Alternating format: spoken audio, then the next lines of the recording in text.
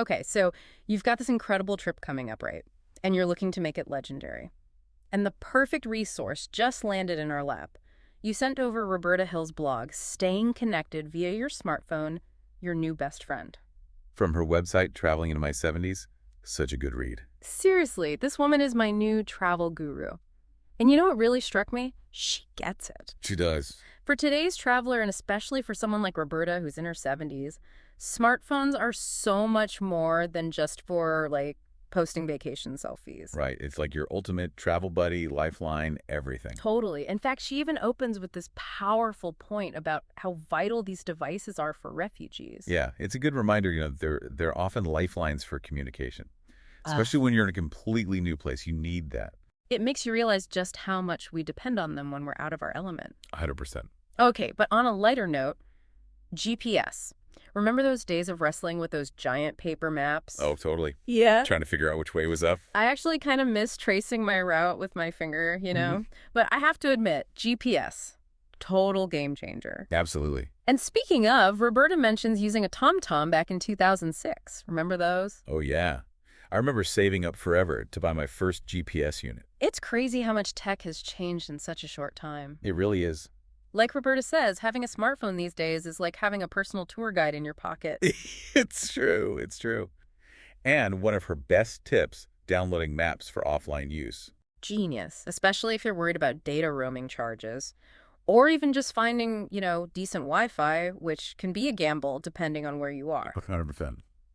Okay, now let's talk about something that always seems to cause a bit of anxiety: data roaming. Roberta breaks down those confusing options: SIM cards versus eSIMs. You can feel like you need an advanced degree to figure all that out. I know, right? So, for those of us who aren't quite tech wizards, can you explain the difference between a SIM card and an eSIM? Sure. So a SIM card, it's like a physical key, right? Yeah. That unlocks your phone's ability to connect to a specific network. Okay, I get it. And an eSIM is like the digital version of that key. So it's actually embedded in newer smartphones. So wait, if your phone has eSIM support, you don't have to struggle with that tiny little SIM card tray anymore. Exactly. That's a win already. Right. And Roberta, she is all about those eSIMs, especially for quicker trips or if you're hopping around to different countries. Although she does mention that not all phones have that eSIM magic yet. Good point. I'll have to double check my phone before I go. Definitely. Now, I'm curious about data packages. What's Roberta's take on those? Well, she actually suggests going with prepaid data plans instead of those U.S. phone cards, Interesting. especially if you don't need a full month of data.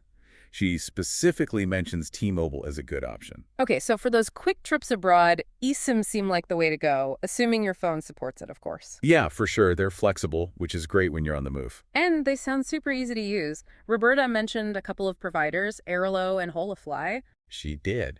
And she gives a nice little rundown of their pros and cons, too. Aircall is generally easier on the wallet, but they have those data caps, while Holofly tends to offer the unlimited data plans. Decisions. So much to consider these days. Right. But hey, that's what we're here for. That's why we love Roberta. She's got us covered. Absolutely. Okay, so we've covered how to stay connected online, but what about staying connected with the people we love?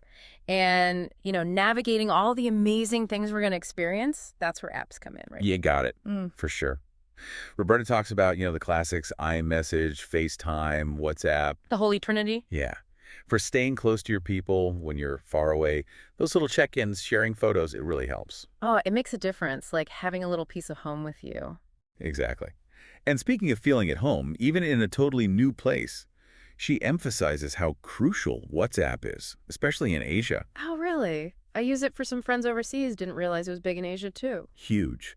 It's often the main way people communicate, even for businesses. Yeah. Download it before you go, especially if you're venturing off the beaten track. Noted.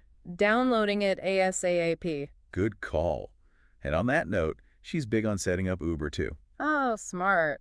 Especially in new cities when public transport's a bit intimidating. For sure, peace of mind, knowing you've got options. But here's where Roberta goes beyond the basics, She loves those local, hyper-specific apps. Oh, like what? City maps, that kind of thing. Exactly. City Mapper, she raves about, for public transport, lifesavers in those cities with crazy subway systems. Makes sense. I've gotten lost in easier ones. Right. And then for finding those hidden gems, the stuff most tourists miss, spotted by locals. That's her go-to. Spotted by locals. Okay, I've never even heard of that. What's that one do? So it's a platform where locals, people who actually live there, they list their favorite spots. Okay, I like where this is going. Right. Quirky cafes, bookshops, secret gardens, offbeat museums, all that good stuff. Oh, that's totally my jam. I love finding those places. Me too. It's those finds that really stick with you. And that's Roberta's whole thing. These apps, they're not just practical. They're like gateways to whole new experiences. Like having a secret key to the city, kind of. Exactly. Mm. Blending tech with that like adventurous spirit. The best of both worlds. Right. And as much as we're loving on all the cool tech stuff, Roberta keeps it real. She reminds us that tech should enhance our travels, not take over, which is so key. Easy to get caught up in the Instagram moments and forget to actually be there. Any tips on how to use tech more mindfully while traveling? Totally. I think it starts with being intentional. Like, instead of instinctively pulling out your phone every free second, just be present. Soak it all in. Love that. It's like hitting the pause button and actually being in the moment. Yeah, like instead of 100 photos of the same building, how about capturing the vibe? The way the light hits the street, the sounds, the energy. Oh, 100%. Those are the things you remember. Right. And if you're really looking to connect with the local culture, why not use those translation apps? Strike up a conversation. Oh, I love that. Even a few words. It can open up a whole new level of understanding. So true.